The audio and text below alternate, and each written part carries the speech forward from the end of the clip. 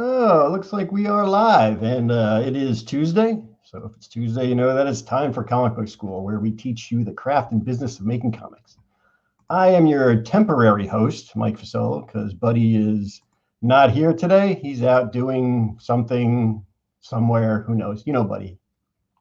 So I'm going to be steering the ship tonight, and so buckle up. It's going to be a little bit bumpy because finding buttons and doing all that is crazy. Luckily, I'm joined by Peter Chiykowski, creator of Story Engine. He was on a couple weeks ago to tell us all about the creating characters in the Story Engine cards. But characters aren't the only thing involved in story. So today, we're going to bring him back on, and we're going to talk about building the worlds. Peter, welcome. Hello. Thanks for having me. I have the clapping somewhere, but I can't find it right now. So it'll just have to be us doing the clapping. I still feel warmly welcomed. Well, thanks for coming back on. And today we're going to be talking all about the world building for the Story Engine. Why don't you give us a little rundown for the people that didn't join us last time of what Story Engine and the whole the card system does. Yeah, so the Story Engine deck was the first sort of creative prompting deck that I designed. It's designed to help people come up with story prompts, character ideas. You can also use it to come up with like some interesting props or items that'll be really functional in your story, or like pivotal locations, and see the impact that they'll have on the story. And from developing that tool and seeing different writers and a lot of like gamers use it for like playing Dungeons and Dragons and stuff like that. So seeing those people pick it up and find cool ways to use it, I had the idea to start developing a deck of world building prompts.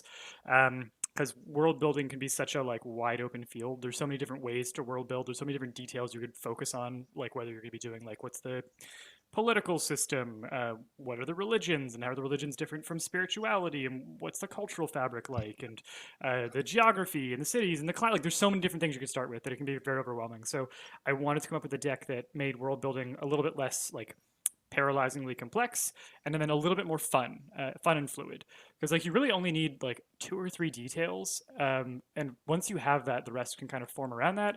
And I also find that you only need to give your readers or your audience like a couple establishing details, and their brains will fill in the rest. Like if you think about world building, you're kind of giving prompts to your reader or your audience, and your audience is actually like they have like the engine that is rendering what the world looks like in their head. You can let that engine do a lot of very good work by just putting in a few details and letting it kind of imagine the rest. So I find like a few establishing details is all it takes, and making those details really count is what matters. And so the deck is, I find, very helpful for like coming up with those details and giving enough for people to get going in whatever world you're going to set your story in. Yeah. As I was telling you before we got on the air, like for me, building a world is one of the hardest things because it's too involved. Think about exactly where they're going to go and how the world is all set up. So anything that would help me do it, like the cards here, is a huge boon to me. Oh, we got some comments. I'm half of what Buddy makes. Well, little less than half. Hi, Andrew. I won't do the accent because he's our Australian. Oh, nice. Oh, yes. Thank you. Redheaded Ed, for the buttons. All right. So let's dive right into this. What are we doing? What are we doing here? Well, I figured, so last time I was on, we built a story prompt with the Story Engine. We talked about maybe trying to transport that story and figure out how it fits into the world that we build. So we could do a quick review of the prompt that we did last time. If we want, we can also draw another prompt if we feel like we've got time to do like a quick story setup and then dive into the world building. But you thoughtfully saved that little sticky note with all the crucial details for us. These are all the crucial details. Yeah. So basically what we came up with was, as we have here, an honest criminal wants to conceal the dangers of a name, but they must let go of an old grudge, or they will have to keep a promise they have been avoiding. Yeah, we decided to have 2 different conflicts that we might get involved, because the first one, I think, you sampled the dish, you weren't sure you wanted to order that again, so you thought like, I'm going to get another little side plate. So we have 2 conflicts, that either they need to let go of that grudge, or they'll have to keep a promise they've been avoiding. And I also like that second one more. Yeah, I kind of like the second one as well. Yeah. That would be a good one to keep going with. Yeah. Now, so we got the basics down for this character. Yeah. And where do we go from here? Well, let's figure out where this character is either living or where their story is taking place. The other thing, well, no, I was gonna remember some other details that we'd pitched, but I might actually say let's not lock ourselves into too much on the story right now, because maybe we can furnish those details from what we develop with the world. So I'm gonna take the old deck of worlds down from the shelf here, and we are All going right. to crack her open and I start a got my prompt. Yeah. So that's what that looks like there. Taking the sleeve off the box, and then it opens in a little treasure chesty way. We have 6 card types. It's actually just easier to explain the card types by doing the draws and showing you how they work rather than giving you info. So we'll just get started here. So I'm going to start by grabbing a couple options for our region card. The region kind of establishes the like main terrain type or climate type or like the main thing that's going on in the area. What we're going to be building, by the way, right now is a setting, like one specific setting within a world. You can build multiple settings and assemble them together into a world map, but we do that one card at a time. So this would be just like a little town or a little village. yeah, exactly. So do we want to, for our setting here, are we looking at canyons, a desert, or a marsh? It's like the main part of our setting. I'm going to go with desert. Cool. So we'll scrap those. This is fitting with what I had started imagining during the last session. So I'm curious to see what we develop here, but I'm not going to lead the witness. Next, we are going to draw a landmark card. So landmark cards are points of interest within the region. So here we have desert, which is almost like it's a biome. It's going to tell us a little bit about the biology that's going on here and what kind of animals live there, what kind of resources are likely to be found there. The landmark gets a little bit more granular and specific. It's like something in the desert that's worth looking at, what's interesting. So we could have a brook or we could have a prison in the desert. Oh, prison. So all of the landmark cues have one sort of natural feature and one constructed feature. So there's always an option if you want to do a big wilderness. There's always an option if you want to look at like people. What are people doing here? And I think the prison with our criminals is going to be very interesting. Yeah, and in the desert. And in the desert. It's not a place you want a prison. Well, it might be the best place to have a prison. I was gonna say, we have an Australian person in the chat here. A prison colony is a desert prison colony is basically the entirety of. That is exactly what Australia. Yes. So here we've started to world build Australia, is I guess what I'm saying. All right. So that's the landmark card. Next up, I think this is my favorite card type in the deck. It's called the namesake card, and it's basically a fragment of a nickname that we're going to attach to either the desert or the prison. To give it a specific in-world nickname. So we could have the green desert, which is just like an interesting contradiction, the desert where heaven and earth meet, the desert of flies, the desert of independence, or the green prison, the prison of independence, the prison of flies, or the prison where heaven and earth meet. And it doesn't have to be literally the name on the map, but it's a nickname by which it might be known in the world. It's meant to kind of evoke a little bit of like, well, why that? Why call it that? I kind of like the desert of lies. Desert of, sorry, it's of flies. Of flies. Oh, flies and lies, same thing. Yeah, we'll go with flies. Okay, love it. I also like the idea that it has like both nicknames. Whenever there's like 2 prompts that I want to use, especially with the namesake cards, I'll often decide that both are true. So some people call it the desert of lies, some people call it the desert of flies, and maybe which name they say tells you a little bit about like where their allegiances are or what they think of the world. So I think that's a fun choice. Cool. So 4th card type is our attribute card. Origin card. I've skipped ahead. So origins are like kind of points in the past, some kind of establishing detail from the past of this location. So this could apply to the desert or the prison. It's mentioned in lore, but the exact location remains hidden. It was founded by an unusual guild. It was the site of a notorious wedding.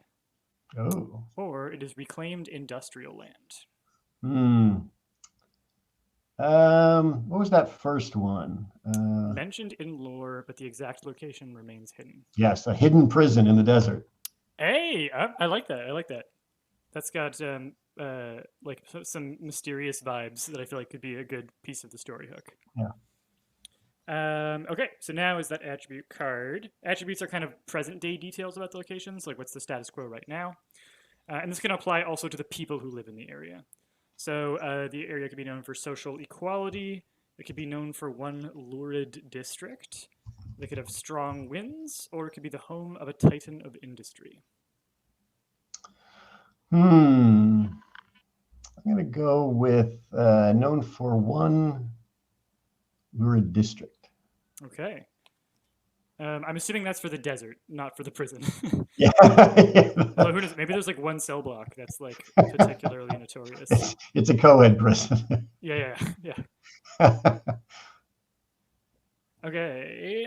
Last card type is also probably my favorite card type, or maybe second. I don't know. Namesakes and then the advents are a ton of fun. The reason I like these is so it's a current event that could change the future of the location. So these advent cards are really good because they're story starters. This is usually where the conflict in the world is. What I find is if you can look at the conflict that your character is facing and the conflict that the world is facing and figure out how they're related or how your character is a stakeholder in that conflict, you're going to have a story that actually feels attached to the setting and not just like the setting is a thing in the background that they don't interact with. Mhm. So that's fun. The other thing that I find to be very cool is between the origin card, the attribute card, and the advent card, you have a point in the past, present, and future of the location. So these places aren't frozen in time. They come from somewhere, they're somewhere right now, and they're about to change. And I think that leads to much more dynamic settings. Yeah.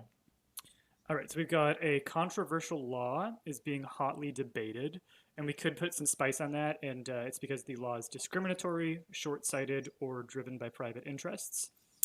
And then we have an apex predator's hunting range is shifting in significant ways.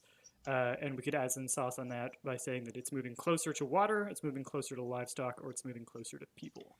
I'm going to go with that one, the predator. Yeah, that feels like you could do like visually speaking, people debating a law doesn't make for good comics. Like, Yeah. but I know what the cover of the comic's going to look like if we've got like an apex predator, like a scary monster. Yeah. Yeah. Rad. Okay, and I think we'll put that in the desert. Although who knows? Maybe the prison is like its lair. Maybe it like. Well, yeah. I mean, it all kind of ties in because if you make that scary predator monster something in the desert, and this prison is the only, structure around. Oh, yeah, that's That's like the one. then you have the prisoners in there.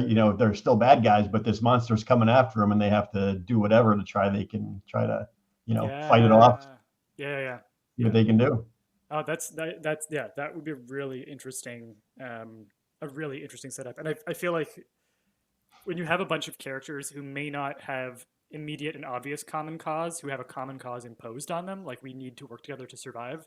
That's just such a good like kettle for boiling tension and conflict, and you can do a lot with that.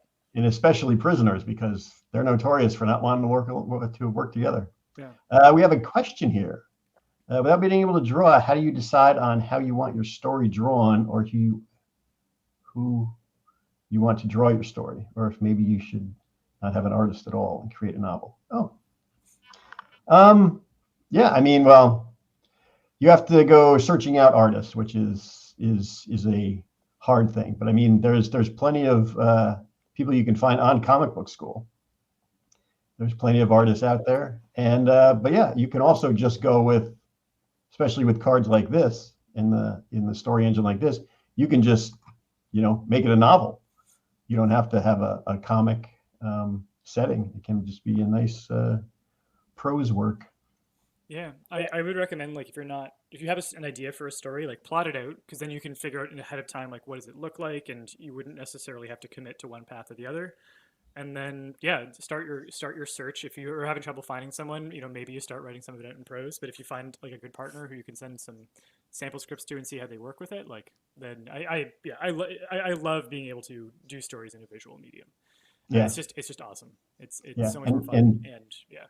Another thing, if you can pitch the story to some comic creator, even if it's some indie little comic place, then they will find you an artist right there. They'll get an artist and attach them. So it's not something that you have to specifically be. You have to be a writer and an artist. You can be one or the other. Yeah. And something will come along to help you out.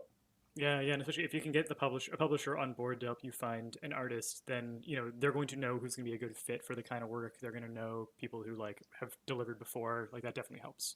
Yeah. Rad. Good question.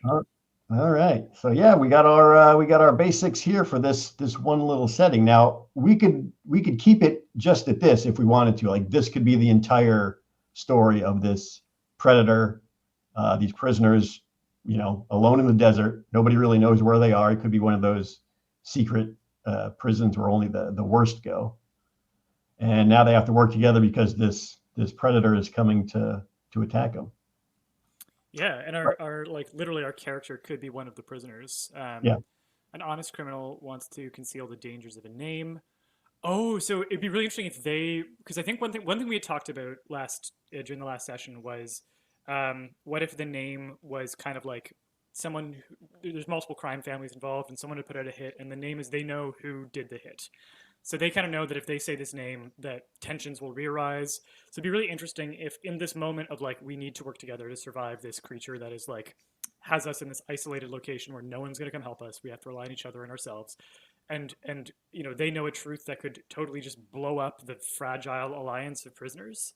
It'd be really interesting if they, in order to conceal the dangers of this name that they know that could blow everything up and cause all these problems, they have to like make peace with someone from the other crime family who's also in the prison with them. Like it'd be very interesting to marry those two storylines of we're in trouble, we have to work together, and I know a bunch of things that'll make it very hard to work together, and I got to keep it to myself if we all want to live. Or like our honest criminal goes and like goes for justice, but they do it quietly on the side and like blame it on the monster or something, right? Yeah. Now I want to see what this monster looks like. Do you have like Yeah. is there a deck for monsters that could? So actually, yes.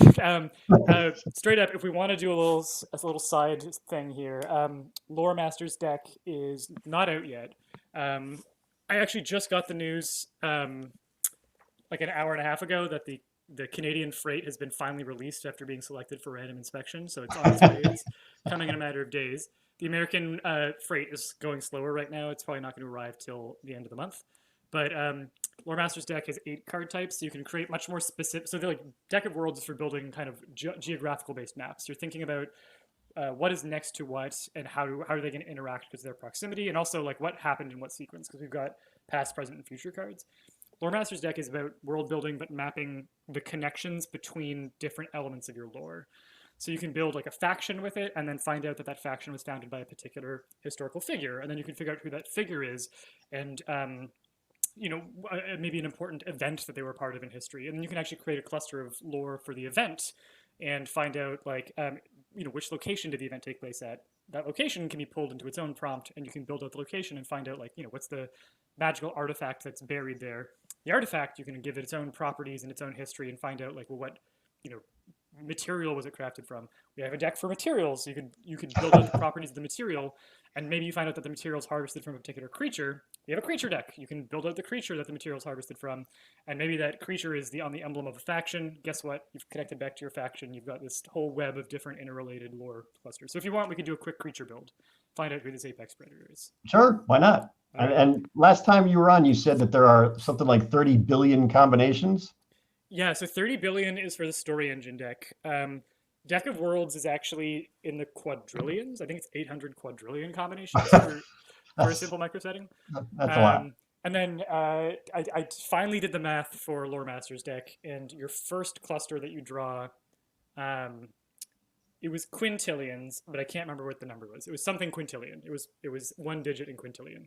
A number too big for us even to comprehend. To comprehend. Yeah, it's one of those. One of those numbers that the human brain just isn't equipped for. But here, let me grab some creature cards. And Lore Master's deck cards are double-sided. So on one side, you've got the short prompts for like, what kind of creature are we making? And on the back, we've got traits and backgrounds and other bits of story that we can assign to it. Next, yeah, we got it on the big screen there. So here, we'll start off by coming up with our creature. Because we're trying to build an apex predator, I'm going to draw 2 cards so that we can pick from a number of different options. Okay, we'll do... It'd be interesting here. So on card 1, we've got a boar, a cephalopod, which is like an octopus squid kind of thing, a centipede, or a siren. And then on card 2, we've got a bird, an apex camel, an apex sea star, or an apex python? Oh, I might go with the centipede. Oh, that's terrifying. That is the most horrifying choice you could have made. I love it.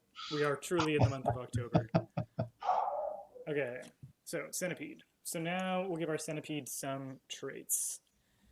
So, do we want to have the centipede that has a background where it's no longer found in its original habitat?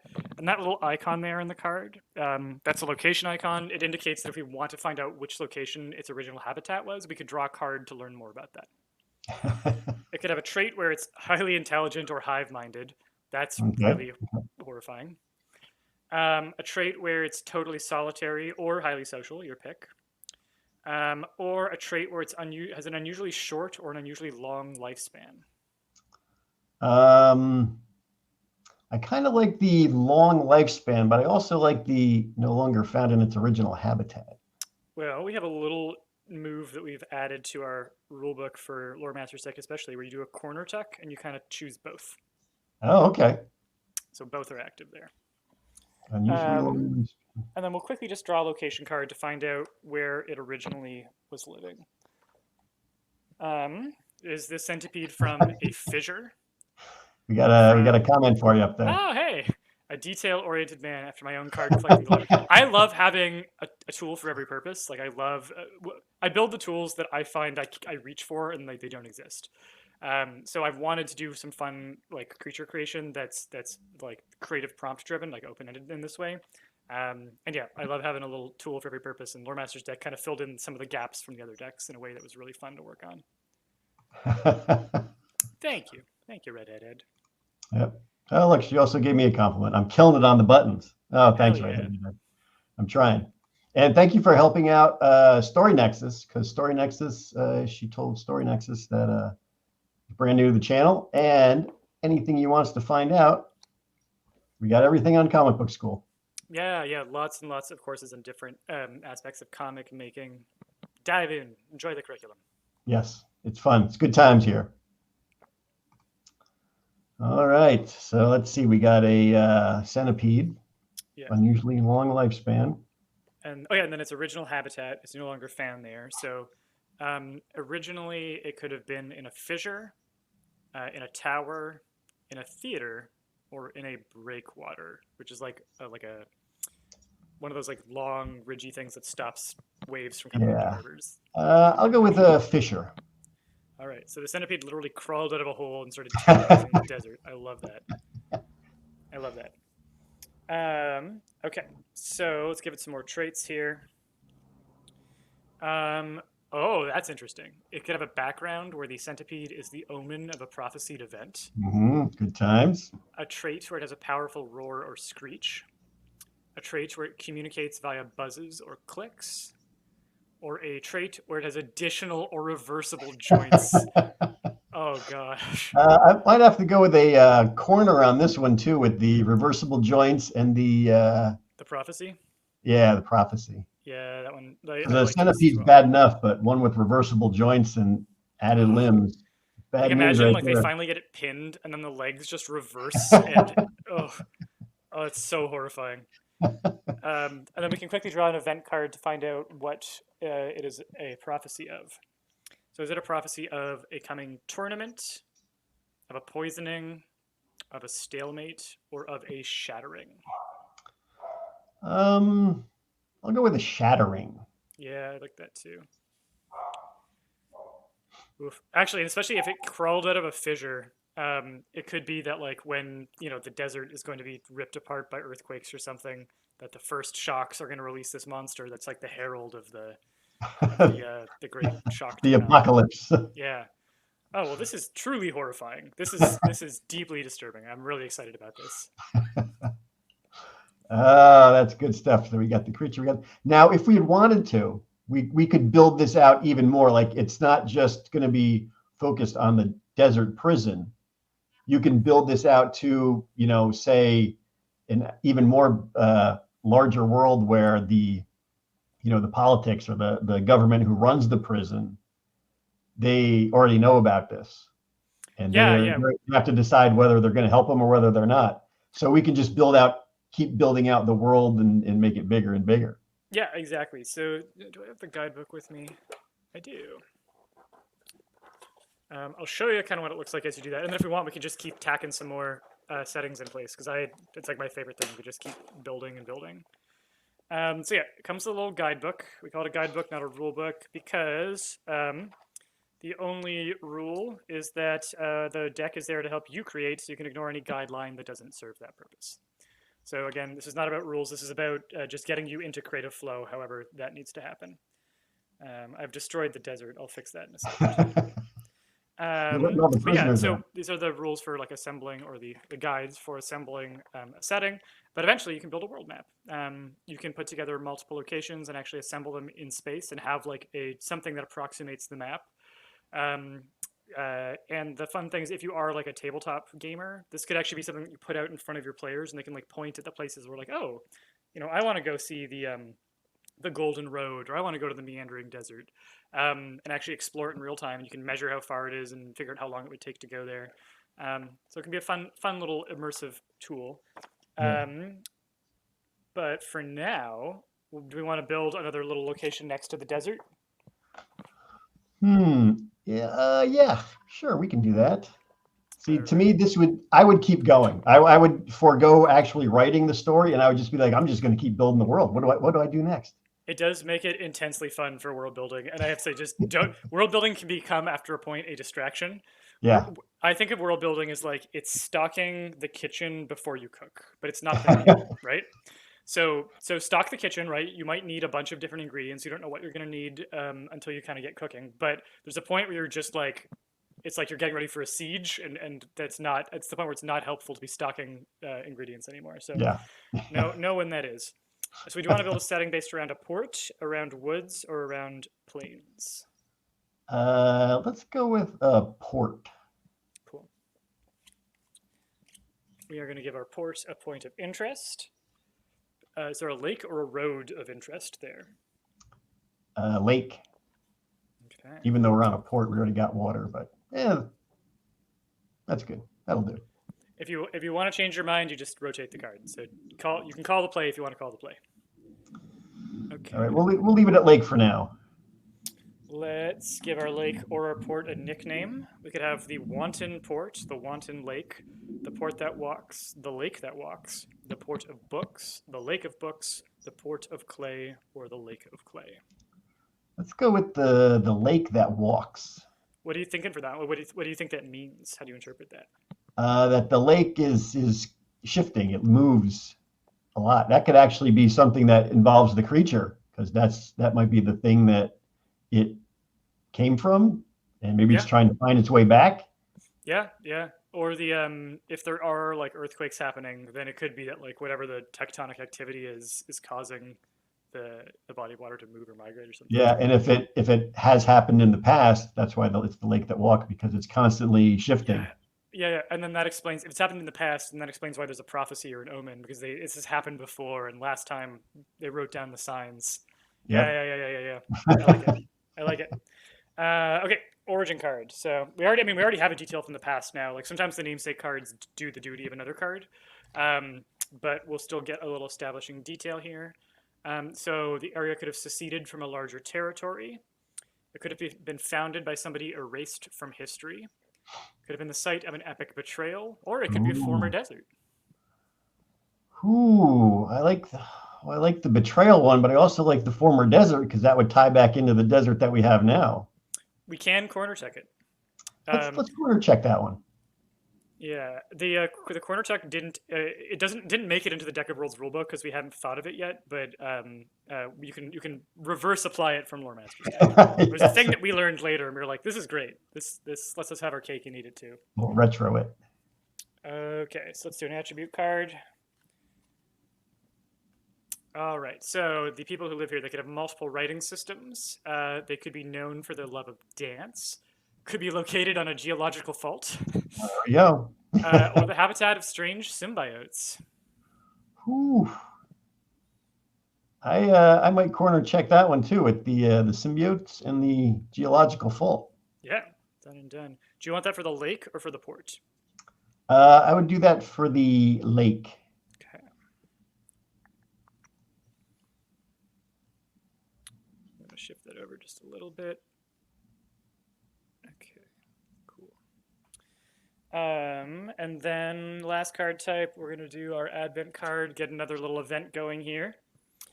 The contents of an important archive are being held hostage. That archive could be a library, a museum, or an art gallery. Or stars are disappearing from the night sky. That could be due to pollution, due to an optical illusion, or something supernatural. I'm gonna go with that one. Yeah. And that feels like it's related to some kind of prophecy omen. Yeah, with the prophecy and the creatures and all the craziness that's happening, something supernatural. Cool. I'll throw that on the lake for now, but we can. I mean, that feels like a global event, honestly.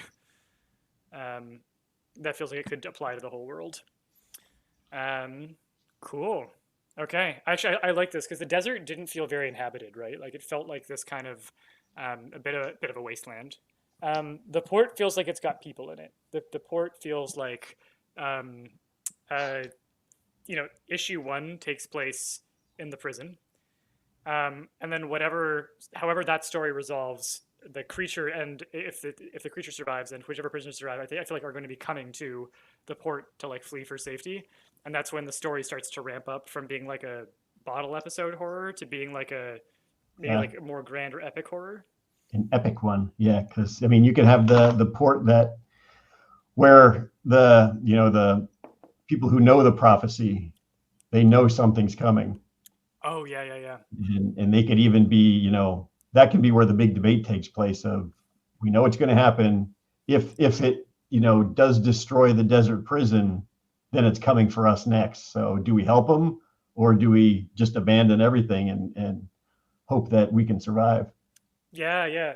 And okay, so spinning out on that more, we have the side of an epic betrayal that could be related to whatever grudge is between the families. Like maybe that's when one family split off from another due to like a backstabbing thing. I'm kind of getting like, especially because of the art on the port, I'm starting to think about like the kind of medieval Italian city states. So like the Medicis and all these powerful families who kind of have their own small domain. And I'm imagining the port is run by like multiple families who are like half in the criminal world, half like they like part of what they do is like they have to look proper and political, but everybody's got dirty dealings going on. Everybody's doing whatever they have to do for power. And so the debate is like, partly it's like we have a government, and so there's a bit of comfort from the idea that like the top brass is thinking about this, but the top brass also is like, everyone has a knife for everyone else's back ready to go. So even if they work together, this is going to be people like leveraging for position and like getting ready to betray each other while even engaged in this common thing. I feel like that could be a really fun little element to throw in when, especially if like whatever happens in the prison, if it involves some of the crime family stuff where there's grudges or whatever, and then what happens in the prison, the news of that makes it out. That could like again reshape the political situation. It could kindle old grudges. Like I feel like that'd be a really fun story to have happening side by side with the creature of prophecy. Yeah, this is good stuff. Now, see, I want to write this story. Yeah, I'm very into this. I was doing a little. We do like shorts sometimes on our YouTube channel. So just like sometimes bits of writing advice. Sometimes it's a little like sample prompt to just having fun with it. I was putting together a video of like different ways you could start a Dungeons and Dragons adventure that isn't just sitting in a tavern. Yeah. I feel like we've done the tavern thing. Let's try. That's where they all start. Yeah, but starting in a prison, all your characters, you have to decide what put you there. Starting in a prison, and something goes wrong. I feel like that's a good. I feel like something good. There's something there. That's good. Yeah, this would be especially helpful for the whole D&D world, because that world is so huge that when you have all your characters and they're running around doing stuff, and the DM is putting together this massive map of just we're not just going to this one prison, we're exploring the entire world. Yeah. The other neat thing about that is wherever they decide to go in the world, there's always that advent card that's going to be like a plot hook. So wherever the party goes, you have kind of a session hook where, okay, now you're fighting a giant monster. Okay, now you are trying to solve an ancient mystery where stars are disappearing. Like no matter what it is, there's something there to get the party started. The party. Yeah. This is exciting. I want to keep going. Yeah. I Well, I would mean, be if we like, want to keep drawing cards, we could draw cards. We could try and figure out, map out some concepts for like how would we tell the story in issues or something. I'm game for whatever. yeah, see something like how if you were doing a comic on this, yeah, how would you break this down into, just say you want to have like like a 6 issue run on Oh, this. fine. Okay, let's. I'm gonna start writing this down because I want to be able to keep track of our issues. So, what do you put in issue one? What's your concept for issue one? Issue one, I would make our, let's see, our bad guy, I guess our criminal. I would put him being thrown into the prison. Yeah, yeah, yeah, yeah. So it's him getting in there, figuring out, um, you know, getting a little bit of backstory on him, why he's there, what put him in there. You know, some people may know him, some may not. They might know him just if he has a name. Do we say something with his or maybe it's his name he's trying to conceal. Oh, So maybe nobody knows who he is. Like he's, even including the even if, reader doesn't find out until. yeah, Oh, you could this definitely. That'd be a good bomb to drop later. Yeah, yeah, yeah. this Oh, I like that. prison where is full of bad guys, but even these bad guys who know everybody don't know this guy. Yeah, yeah, yeah. Let's see. Redheaded Ed says, and the criminal was used by both or betrayed and ended up in the prison from one of the families. Yeah, Yeah, yeah, yeah. I like the idea that they're sort of stuck in the thick of it, whatever it is. yeah, Yeah. But I love the idea that no one knows who they are and we don't know who they are. And then at some point, final page of an issue, you have the reveal on that, and everyone's waiting for the next one to come out. Like yeah. everyone is waiting. Yeah, So because a prison's a great setting, I think, no matter what. But if you put this criminal in it, and you know everybody is trying to figure out who he is, why he's there, what he did to get there, yeah.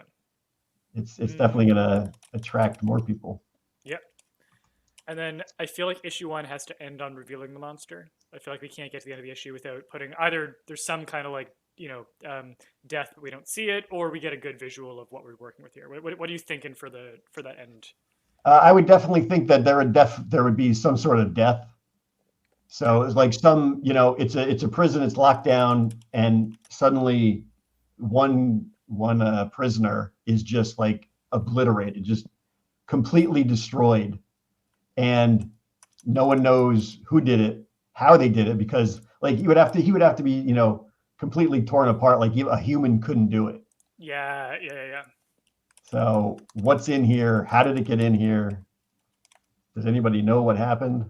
Yeah. It's a good. Oh, that's yeah. Oh, Okay, so then I feel like the midpoint. So issues 2 and 3 I think take place in the prison, and then I feel like 4, 5, and 6 is when we start to get out into the wider world. So here's my pitch loosely for. I think issue 2 is a bit more of the mystery procedural. And maybe even the prison guards are like not wanting to put themselves at risk when it comes to a monster, so they're kind of like herding the prisoners out there to deal with like investigating, looking for clues, while they're like watching from the walls with rifles or bow and arrow or something, whatever the level of technology is in the world that's appropriate. Um, so I feel like issue 2 is a bit of a procedural, and maybe issue 2 is also where it looks like we're trying to lure the reader into feeling a false sense of security, like, okay, well, the prison guards are going to figure this out, or like they have all these weapons, it'll be fine. And then somewhere in issue 2 or 3 is when the prison guards abandon the place. They're like, no, we're done, we're getting out of here on the last caravan, and you guys are left to fend for yourselves. Like I feel like that's got that feels like the end of Yeah, issue 2. that's definitely a good ending. They're in there alone. All right, so we start with a mystery procedural. Prisoners conscripted as detectives. Oh, actually, great secondary character. One of the prisoners is like known for being a very good detective or something, or like they were a private investigator. And so a lot of the two characters we're looking at are our mystery character, who we don't know who they are, and then this like prominent PI or whatever, who's the reason that the guards are willing to like sit back and like this guy will deal with it. Yeah. Yeah. I like the idea of a prisoner conscripted as detective, and then the guards abandon the prison at the end of issue 2. Okay, so I feel like issue 3 has got to be when the blood really starts to flow. Like this has got to be when shit goes down. Yeah. When there's a break-in, or I guess a break-in of the prison, but it's that centipede that's just running rampant in there, just tearing everything apart. All right. Oh, there we go. All his joints are broken. There you go. Yeah. Yeah. Oh yeah, it'd be terrifying if the centipede with all the extra double joints breaks all the limbs in like way too Yeah. many places of the things that it does. Oh man. And actually, if the prophecy omen is this like just this like mess of arms and legs that are broken in too many places, like too many joints, that'd be a really creepy image to have. The other thing that I think can be really fun with comics is like, figure out what are going to be the recurring visual like themes, the visual themes, the motifs, the symbols of your story. Think about like how iconic the comic book hero's chest sigil is, or I'm on the spot and failing to think of a good example, but like sometimes you'll just get that right, like the logo of the secret society in the comic that becomes like a real visual anchor for it, or like Hellboy and the fist. Um, so I feel like just this ring of broken limbs is the sign of the prophecy, and that's going to be this recurring symbol in the comic that would be like a really cool Nice. visual anchor. We could go with a trope that happens a lot. If some crazy prisoner, like he's just like off his nut, but he knows like the Mm, prophecy, like he's the one that is spouting this whole thing, and he can say, the broken limbs or whatever it is, that he knows it, but he's also cuckoo. So oh yeah, yeah, do yeah. And do we you have believe him, yeah. or is he just spouting nonsense? I also love just as a line in there somewhere, like broken limbs, broken earth, and it's the idea that the fissures that are going to be forming the earthquakes are like related somehow. Um, oh, this is we are cooking with gas. Okay, so then issue 3 is I think the prisoner the centipede breaks in. The prisoners try to deal with it, or maybe they're just in survival mode. Because issue 4 could be when we start to go towards the city, or issue 4 could be when the prisoners make their stand, and try and fight the thing, like when they have the big plan that they've put together. I think we probably have to go to the port now, Okay. back out of the city, to figure out, what they know and what they plan on doing, or if they plan on doing anything. Like they can also be the ones that know the prophecy, and are they like, we're going to leave them to their own devices, or do we help them to stop the prophecy from happening? Okay. So then, what I want to stuff into issue 3 real quickly is there's got to be a moment where the prisoners come up with an ambush plan for this thing. We feel a bit of hope because I want the beats to be up and down, right? Like every time we have horror, we want to have a moment of hope where like maybe they've got a handle on it, and then it goes bad again. So when the centipede breaks in, I feel like we got to have a failed plan to kill capture. But we still get to root for our heroes, like, or our protagonists. I don't know if they're heroes or not. Um, like, trying something and maybe even being very like thoughtful in how they do it, but it still fails. So then issue 3 ends with I think people just bailing and fleeing into the desert. Okay, so then issue 4. Do we get to the port in issue 4, or is it a transitional like crossing the desert issue? I think it'll just, we'll just appear well, not appear, but Okay. we'll open it up at the port Okay. with all the rich families, the heads of government. Oh yeah, I feel like it'd be great to have a scene where rich families, like we're seeing in contrast to all of the like the deprivation and the darkness of the prison and the desperation of the situation, like people like piles of grapes and goblets of wine, and it's 9 a.m. and everyone's drinking, and then our character comes in like bloody, stained, scratches, scars, half their clothes torn off, sunburn from the desert, and like throws down some piece of evidence on the table or something that like disrupts everyone, and we get this really big sense of the contrast between the situation that we started with and where the story's going now. Yep. Oh, we got redheaded. Got visuals starting in my head. Centipede crawling over the desert prison, sealing the walls behind the prisoners, forcing. Yeah. Yeah. Because I think, as you said, season or episode 3 or issue 3, if that ended with like just a horrible bloodbath, the prisoners, the group of prisoners that was there to capture the centipede, and they just get decimated. So a good ending, good cliffhanger on that one. Like, what is this thing? How are they going to stop it? And then the immediate contrast in issue 4 of the opulence.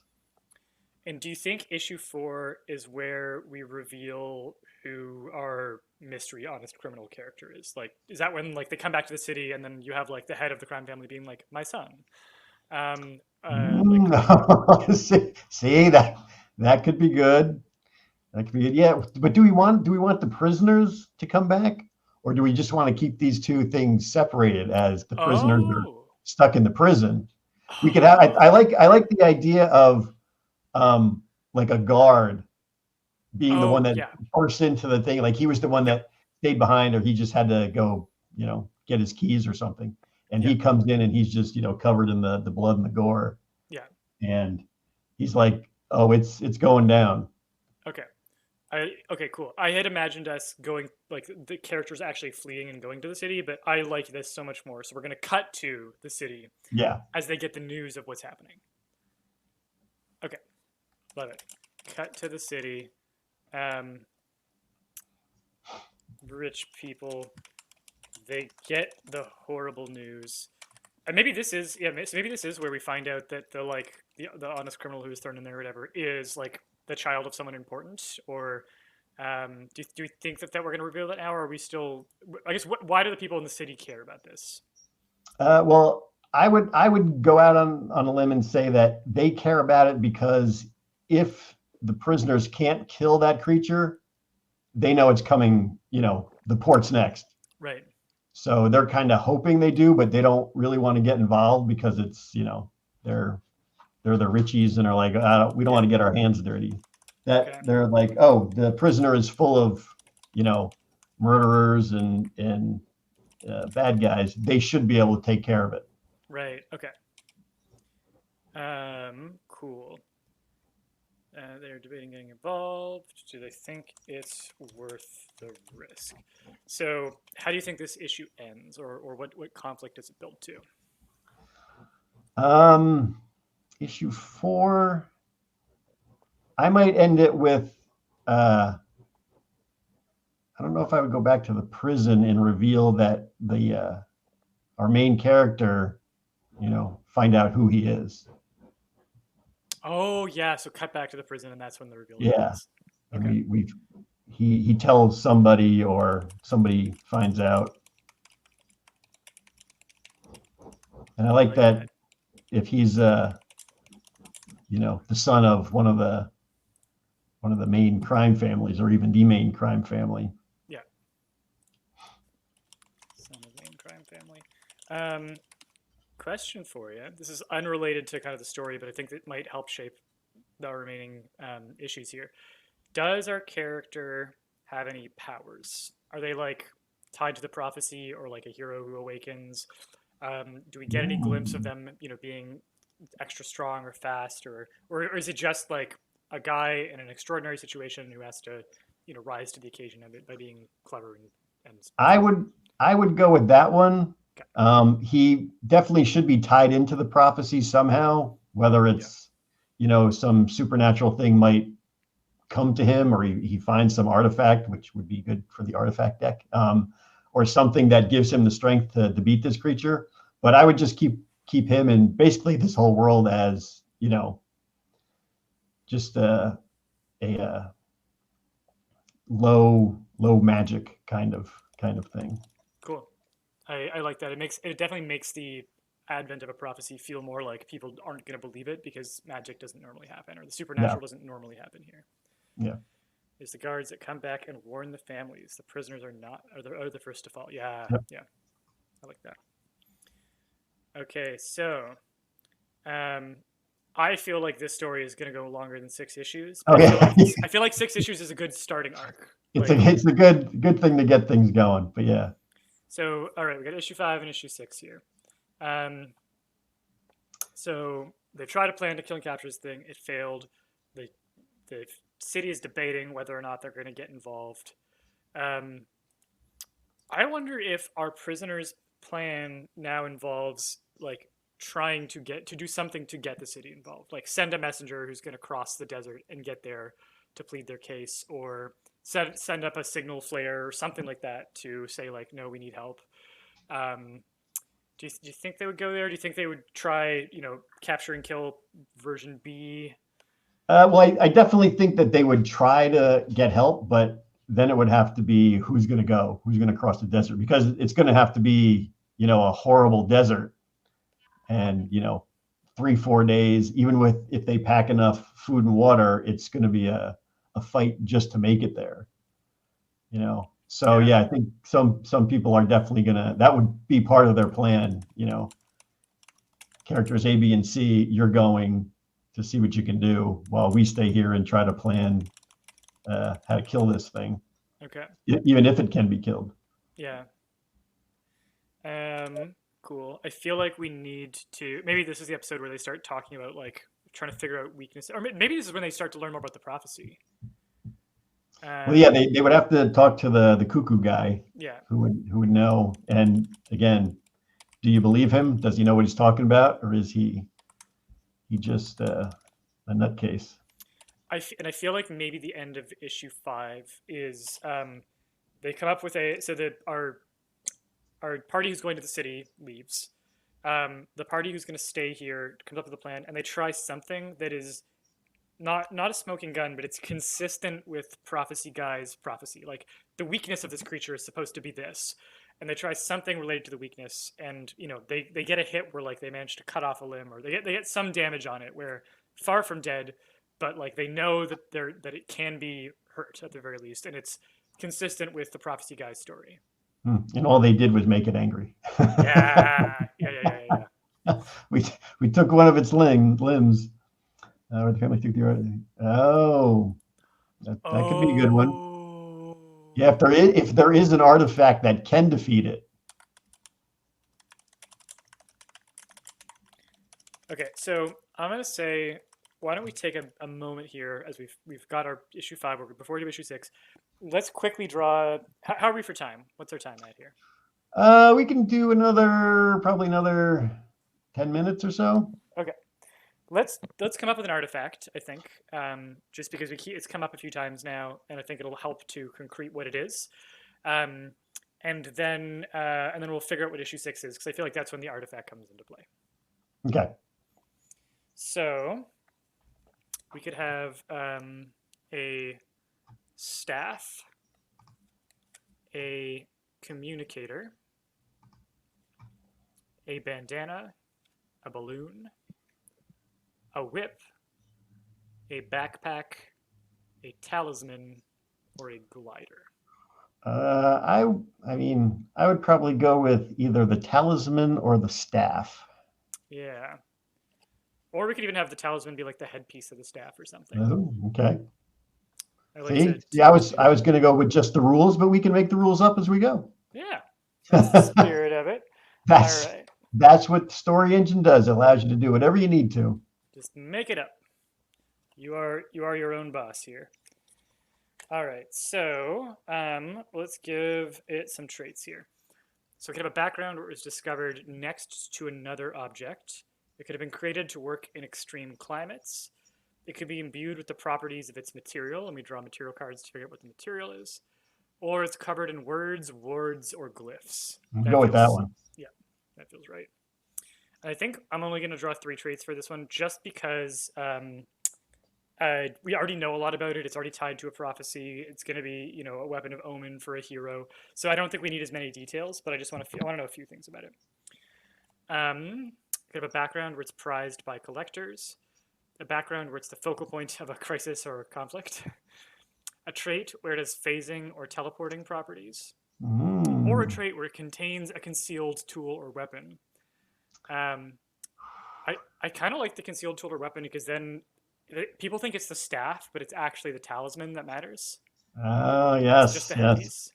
Or like a piece of the headpiece that you have to pull out or something. All right. Or, yeah. Oh, and if we want to get in deeper, they could have that, but that one piece, what they need, is missing. Oh, yeah. Taken in the prison. One of the prisoners had it. He took a piece of it. Yeah. This just keeps going deeper and deeper. That could be why our character was thrown in prison, was they were the one who stole it. Oh, yeah. And in fact, they could have been interested in it because of the signs of the prophecy starting to kind of stir. So they're researching like, well, what's required, and they've already taken it or something. That would be interesting to, like, as we find out about it, find out that they already have it on hand.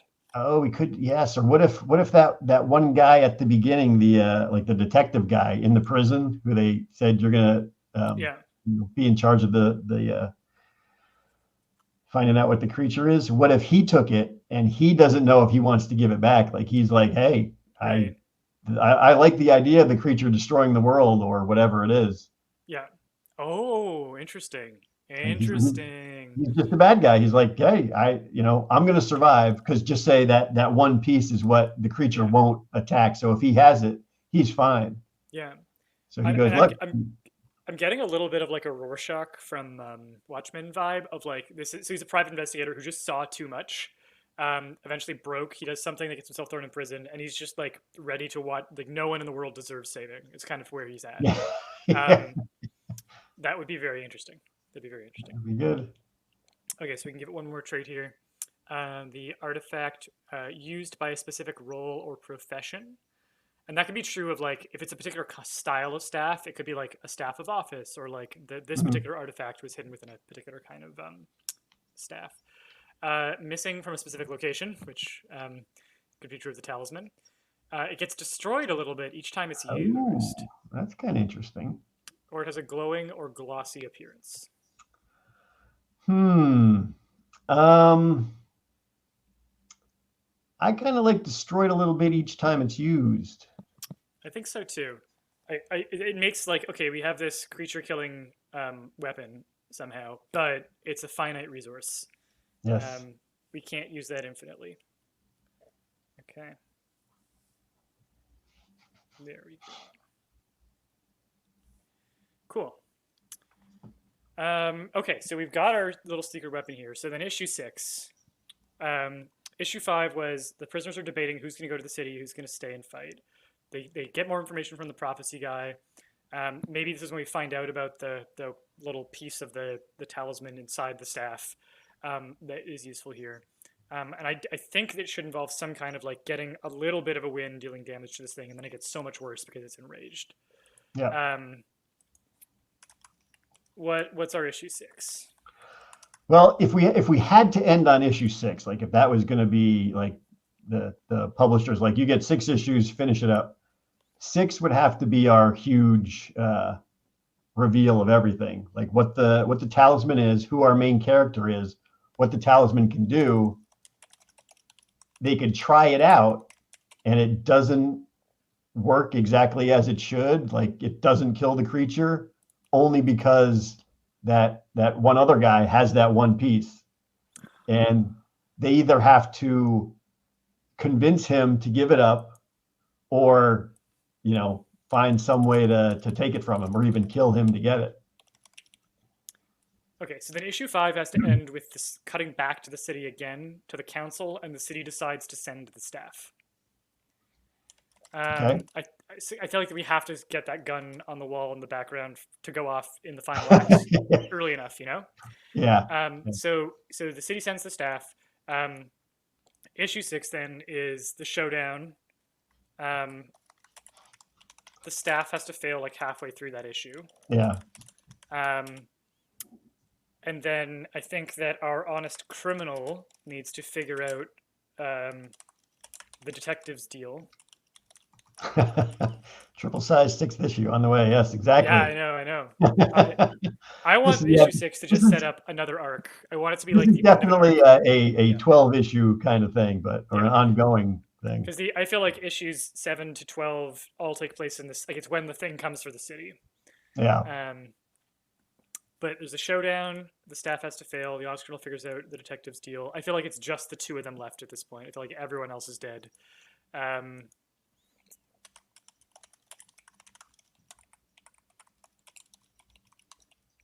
Do you think he can get through to the detective and get him to? I would go with yes. At the end, he either convinces him or promises him something. That could be another story where what did he promise him to get him to give up that piece? Oh yeah, we do a little zoom out where we don't see what the bubble. Like there's the mouth bubble of someone whispering, but we don't hear what it is. Yeah. And then we can pay that off later. And he's like, yeah, here's what you have to do.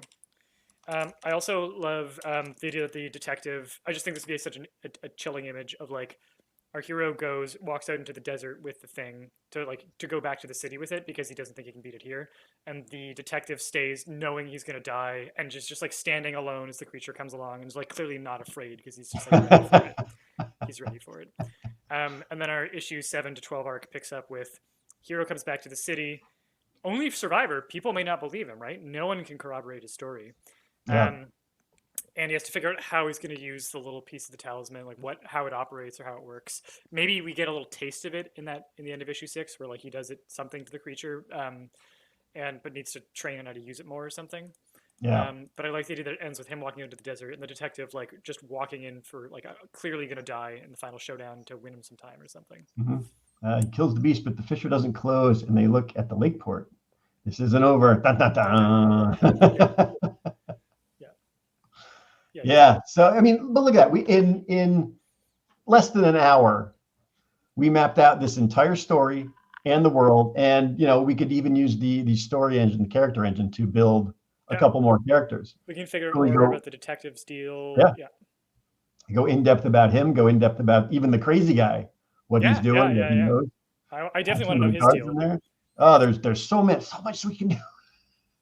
So much. So yeah, Peter, we're definitely going to have you back on. Yeah, to not do just this, but to do perhaps a whole nother one. I was telling you before, I would like to do one of these for you, me, and Buddy, and even all the watchers or all our fans to do one of these, lay it out, and then everybody comes up with their own different spin on it. Like we don't have to detail anything. It's just lay these cards out, get kind of the basics, and then everybody can come up with their own take on how it works and what's going to happen. Yeah. I like that a lot. Yeah. Oh, and let's see. Peter was kind enough to give us a code. Oh, yeah, that's right. For all our CBS followers, that if you go to Story Engine, let me actually pull up the website here.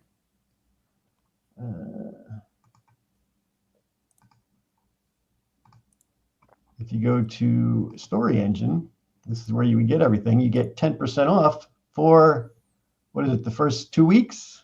Yeah, so until two live streams from now, for the next 2 weeks, 10% off store-wide, anything in the store it's good for.